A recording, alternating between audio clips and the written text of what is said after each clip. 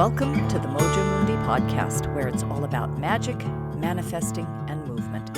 I'm Ginny Watts, the Dancing Witch, and we are heading into an exploration of releasing trepidation to allow trust. During a recent morning meditation, I received a powerful epiphany. I experienced an invitation to step out of myself and into the state of observer, with a capital O, to be more aware of how I communicated with Creator. I recognized a very familiar pattern. I believe in co-creation, and I believe in the reality of experiencing connection and communication with my goddesses and gods. I have had many experiences with manifesting. In fact, I regularly experience intentional manifesting. I also recognize that I often miss how frequently conscious co-creation happens in my life. It is happening daily, but I am not paying attention. We are wired to focus on the negative. It takes a lot of practice to shift the ingrained attentional habits so that we may give positive experience its due. As I practice more and more, I am coming to realize how much more I need to practice. Why is it important to shift attention to the successful co-creations in our lives? Well, if I attend to the multiplicity of successful co-creations in my life, I feel encouraged. My confidence in my ability to create the life and world I want increases. My harmonious vibration with successful co-creating intensifies. The outcome is an awareness of the delight of conscious co-creation, which helps me expand my connection with deity, with my world, with my spiritual path, with my fellow co-creators. I have another reason for encouraging attention to successful co-creation. Everyone I know, including me, struggles with at least one area in their lives that feels very challenging when it comes to co-creating what they really want. Whether it's money or health or relationship or spiritual connection, we all have our sticking points. The challenge is to find a way to shift the vibration so we are no longer stuck. The problem is that when it comes to our sticking point, it is very difficult to stop looking at it. Like the automobile accident we seem unable to look away from, like the piece of food in the teeth of the person we're talking with, like dire and disturbing posts on social media, our attention is often held by images and information that are not only not worth our time, but are in fact deleterious to our sense of well-being. If we can't find something to hold our attention, we find ourselves drifting back again and again to focus on what isn't working instead of what is, to attend to what doesn't feel good instead of connecting with what does. Most importantly, we hone in on where we feel we have failed rather than recognizing where we are making progress. As we fixate on what we haven't co-created, we call up more instances of not co-creating. Simply telling ourselves not to think about the pain of not getting what we need and want doesn't work. We need something else that genuinely calls our attention, something that feels good enough to keep our focus, and we need lots of practice. We are surrounded by experiences of successful co-creation. If we spend just a few minutes each day allowing in the recognition of all that we are co-creating with ease and joy, we exercise our success vibration, which means the vibration is stronger and more accessible every day. It helps to start simply. I find it tempting to focus on moments where I feel like my environment is not cooperating with me, rather than on ways things are running smoothly.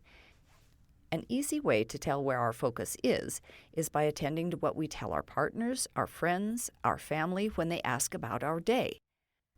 I have come to recognize that I will tell the story of dropping my spoon at breakfast, dropping my pen at work, and then dropping my keys while unlocking my car, but seldom recount the innumerable moments of dexterity that fill my day.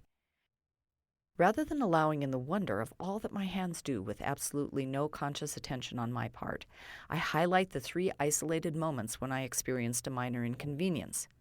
More importantly, I fail to understand that all those dexterous moments are co-created. We actually invite success in our everyday movements simply because we expect success. That's partly why I focus on times that I'm not successful. That lack of success in how my hands operate is an anomaly. It calls my attention. Taking moments throughout the day to intentionally allow all the ways that we experience a kind of cooperation from our bodies, from our environment, from our fellow creatures, and labeling those moments co-creation shifts our perspective and our vibration. And if we find ourselves doubting that these mundane activities and experiences really count as co-creating, all we need to do is think about what would happen if things suddenly stopped cooperating. If that were to occur, our first response would likely be, why is this happening to me? What did I do to deserve this? We minimize the good things by labeling them as ordinary, just how things are. It is the contrast that wakes us up to the awareness that we are in communication with the all that is and that our intention matters. Allowing our attention to rest periodically on all the moments of successful co-creation orients us to feelings of success and gratitude and shifts our vibration by incremental practice. We are not limited, however, to a path of many small steps to increased confidence in the reality and the success of co-creation. It is unfortunate that we may miss the daily prevalence of co-creations that come easily and often. It is a far greater misfortune when we resist allowing the enjoyment of magic when it happens in the context of something outside of the everyday.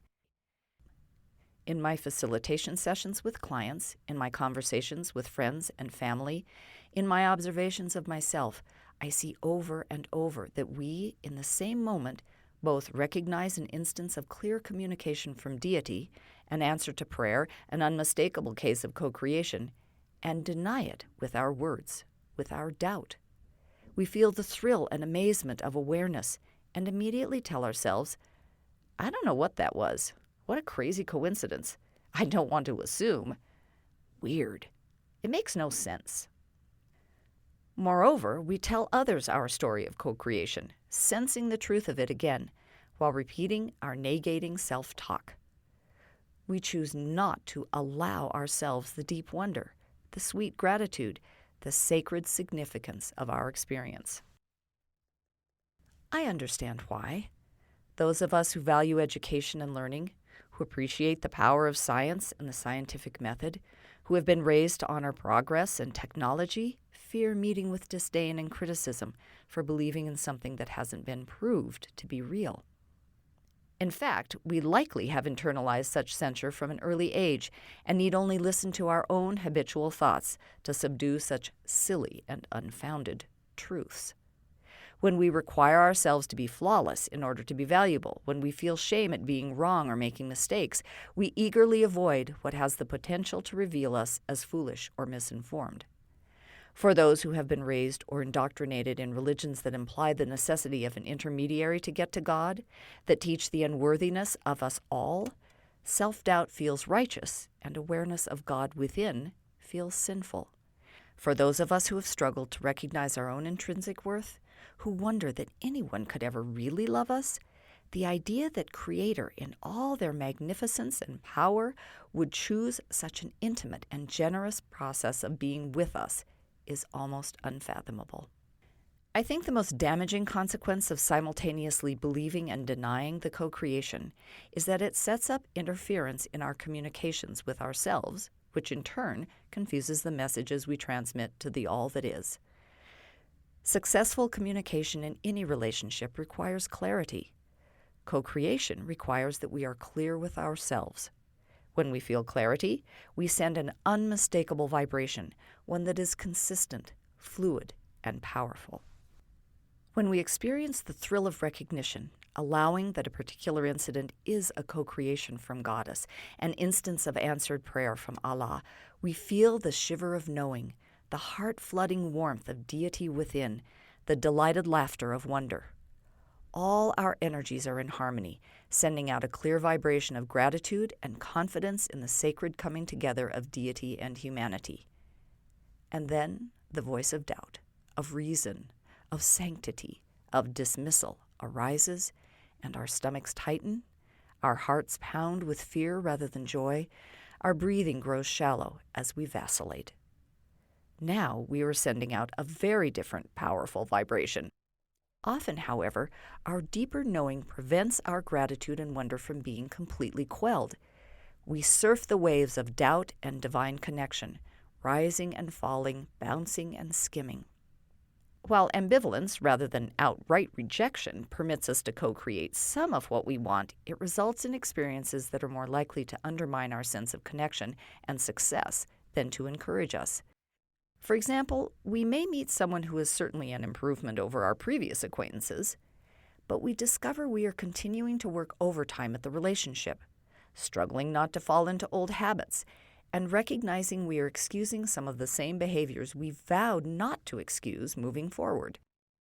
To further complicate the process, we often interpret these less than satisfying results through old mental lenses, telling ourselves that we really aren't good at manifesting, that manifesting isn't real, that we don't deserve to manifest what we want, that God is sending us a message that we aren't worthy yet and may never be. These red herrings call us to stray from the path of faith, of trust, of self-compassion, and self-awareness. They feed the ongoing internal conflict of ambivalence. How then may we encourage ourselves to step into allowing, to relax into embracing magic, manifesting, divine love? The first thing that comes to my mind is the awareness that we wouldn't be struggling with believing, not believing, if at least a part of us didn't believe in manifesting, didn't know the validity of magic. Allowing ourselves to acknowledge our beliefs seems an important first step. From this perspective of recognizing our beliefs, we may then explore how doubt arises in the face of these beliefs. As we connect with our old thinking habits and inherited assumptions, we have the opportunity to find ways of addressing each contrary. For example, I struggled for many years with my deeply ingrained familial assumption that if something hadn't been proved by science to exist, meant that something was not real or true. In fact, I still feel faint tremors of this rule in the face of a metaphysical experience. There are a number of fallacies in my family rule, not the least of which is that the scientific process is not about the absolute. Despite how many scientists themselves speak about it, science is descriptive and exploratory rather than prescriptive and absolute. We can assert something to a very high degree of probability, but the math will leave room for the unknown. Furthermore, my parents and siblings, like many people who value rationality and science, believe in the universe, in the Big Bang Theory, and black holes. Yet physicists are not in agreement on these topics, and recent information from the James Webb Space Telescope has resulted in compelling questions being raised about well-established theory in astrophysics, including the Big Bang. Finally, scientists don't necessarily eschew the metaphysical as ridiculous. Rather, many acknowledge that science in its current form hasn't or isn't capable of proving or disproving experiences that are by definition not measurable or directly observable or discrete or definable, all conditions that are required for the scientific method to be applied. The argument of irrationality and unscientific behavior explored. One contrary addressed. Next, I examined my fear of being caught in the wrong, of being recognized as foolish. After some soul-searching, I realized that living in the beliefs that I experience magic, that co-creation is part and parcel of existence, that I have a living, felt communion with deity, gives me great joy and clarity. If it turns out I'm wrong, and it all ends in the grave, I will be oblivious to the judgments of those who survive me, and my life will have been a delight nonetheless. If it turns out I'm right, I can feel satisfied in living the gift of my life as fully as I am able. Given that I have no control over how others perceive me, and that I know joy is up to me and not to my environment, I can further bolster a commitment to allowing what may be wrong or foolish in exchange for a deep and meaningful life. Interestingly, logic has been very helpful for me in moving toward confidence in knowing that we are here to co-create, to be in communion with a loving presence, that spirit is everywhere, in everything. I talk about this a lot, so I won't go into detail here. I simply wanted to acknowledge that reason argues as much in favor of faith as against it. I have focused most on science and reason because these are my biggest struggles, and I am able to use reason and logic to address them. When it comes to religious teachings, it becomes more challenging. If we are believing in, or at least exploring manifestation, if we recognize we are seeking spiritually, then we acknowledge we have already stepped outside the dogma of a particular religion that would challenge our current path. Stepping off the wide highway of an organized religion to follow the meandering path of the mystic can be daunting. How do we speak to the part of ourselves that was raised to stay on the highway?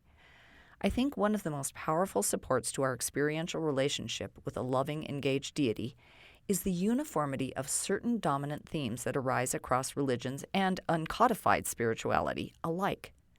The idea of a loving creator is a major spiritual theme. The ubiquitous nature of deity is another. The ongoing interactions between deity and humanity is yet another. Even when a contradictory theme arises, there is not an obliteration of the originals. Looking into the religious teachings we have grown up with or stepped into as children or adults allows us to identify the themes that are harmonious with what we recognize as true for us now. I find it significant that while there is not unanimity in Christianity as a whole, many Christian orators are using the language and universal laws drawn from the culture of manifesting. In fact, the consistent presence of contradictory messages and dissensions among one sacred text or religious leader and another is itself an important theme to embrace as a buttress for the spiritual validity of one's unique spiritual path. Finally, how do we address the doubts that are born out of a belief that we are unlovable or unworthy or unable? If we believe that Creator is loving, that we are co-creators, that deity is in everything, we allow ourselves an awareness of the unparalleled contradiction that we are believing all this to be true for everyone and everything but ourselves. If we do not believe we are special enough for love, does it make sense that we are special enough to be the one exception to universal truths? If we recognize that it is the average person's experience, even the decidedly problematic person's experience, that they are still embraced by deity, co-creators with deity, then surely we are not the exception. We allow that we don't really have a choice. Everything is creator, including us, and that may become our mantra. I, too, am creator in human form. Of course, Creator speaks to me through remarkable, delightful experiences. It only makes sense that I can feel God's love for me. It is obvious that Goddess and I flow together to create the ever-changing physical world. We are all co-creators. We needn't deal with the challenging idea of specialness if it frightens us. We can simply welcome our position in the amazing, complex web of co-creators. We can simply live our part. We are all recipients of this wonderful relationship with deity, the Tao, Goddess, Allah. We can honor this astonishing gift by releasing doubt and allowing trust, faith, and confidence to arise in meeting deity's embrace. I invite you to explore how co-creating appears in your everyday experience. I encourage you to be present to your spiritual truths and to address your doubts, bringing each into your conscious awareness, allowing your trepidation to transform into trust.